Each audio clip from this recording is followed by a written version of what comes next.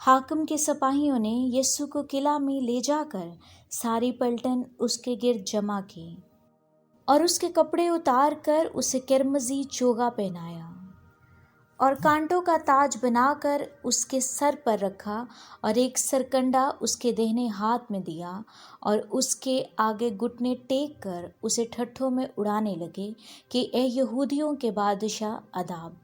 और सिपाही ने यीशु पर थूका और वही सरकंडा लेकर उसके सर पर मारने लगे।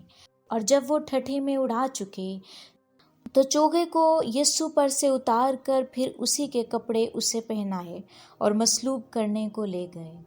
मुजरिमों को मारने के लिए अपनी सलीब खुद उठाकर मुकामे मसलूबियत तक जाना होता था। पहले पहल तो यीशु ने अपनी सलीब उठाई, लेकिन कोड़ों की मार की वजह से उसका सलीब उठाकर मजीद सफ़र जारी रखना महाल था। तो उन्होंने शमाउन नामी एक करीनी को जो देहात से आता था पकड़कर सलीब उस पर लादी कि यीशु के पीछे पीछे ले चले। उस वक्त मसलूबियत के मकाम की तरफ यीशु के पीछे बहुत से लोग चल रहे थे। हजूम में से ख़वातीन उस पर रोती और मातम करती थीं, लेकिन यीशु ने उनसे कहा, ऐ यरूशलेम की बेटियों, मेरे लिए ना रो, बल्कि अपने और अपने बच्चों के लिए रो।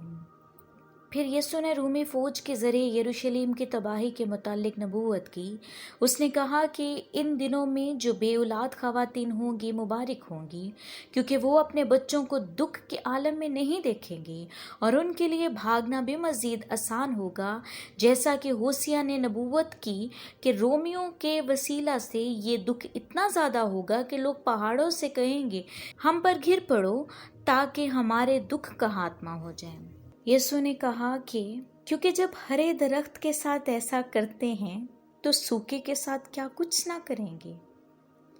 इससे मुराद ये है कि अगर रोमी लोग यीशु को मसलूब करते हैं, जो कि मासूम है, जो कि बेगुनाह है, जिसने कोई गुनाह नहीं किया, जो हमारी खातिर, हम लोगों के गुनाहों की खातिर ज़मीन पर एक इंसान बनकर आया, अगर उसके साथ बुरा सलूक करते हैं तो फिर वो यरूशलेम की यहूदियों के साथ क्या ना करेंगे, जो कि यीशु की मौत के ज़िम्मेदार हैं।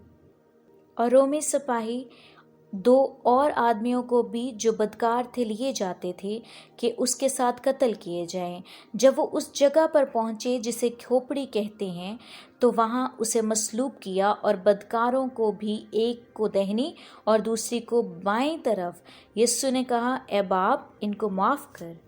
गलगता खोपड़ी की जगह यरूशलेम के बाहर एक पहाड़ी थी जिसकी शक्ल खोपड़ी की सी थी। ख़वातीन ने यीशु को मर मिली मैं पिलाई। मर एक ख्वाब आवर दुआ है और ये एक यहूदी रस्म थी कि सजाए मौत पीने वाले मुजरिम को दी जाती थी, लेकिन यीशु ने उसे पीने से इनकार कर दिया क्योंकि उसने सलीब के सारे दुख को बगैर किसी दवा के पिए बर्दाश्त करने की ठान रखी थी। रोमी सिपाहियों में एक और रस्म ये भी थी कि सजाए मौत पाने वाले मुजरिम के कपड़े आपस में तकसीम कर लिया करते थे।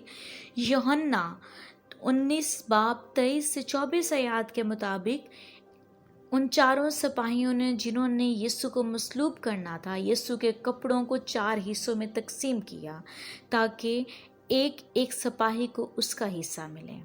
ताहम एक बिन सिले ज़ेरे जामा यीशु ने पहना हुआ था, जिस सबब से उसे फाड़ने की बजाय उस पर सिपाहियों ने कुर्रा डाला। और लोग खड़े देख रहे थे और सरदार भी ठठे मार मार कर कहते थे कि इसने औरों को बचाया, अगर ये खुदा का मसीह और उसका बरगजीदा है तो अपने आप को बचाए। सिपाहियों ने भी पास आकर सिरका पेश कर कर उस पर ठठा मारा और कहा, अगर तू यहूदियों का बादशाह है तो अपने आप को बचा। और एक नविश्ता भी उसके ऊपर लगा दिया गया कि यहूदियों का बादशाह है। फिर वो 2 बदकार सलीब पर लटकाए गए थे। उनमें से एक यीशु को यूं ताना देने लगा कि क्या तू मसीह नहीं, तू अपने आप को और हमको बचा।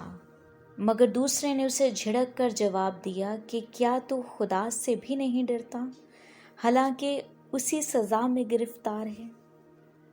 हमारी सज़ा तो वाजिबी है क्योंकि अपने कामों का बदला पा रहे हैं, लेकिन इसने कोई बेजा काम नहीं किया। پھر اس نے کہا، اے یسوع، جب تو اپنی بادشاہی میں جائے تو مجھے یاد کرنا۔ یسوع نے اس شخص سے کہا، میں تجھ سے سچ کہتا ہوں کہ آج ہی تو میرے ساتھ فردوس میں ہوگا۔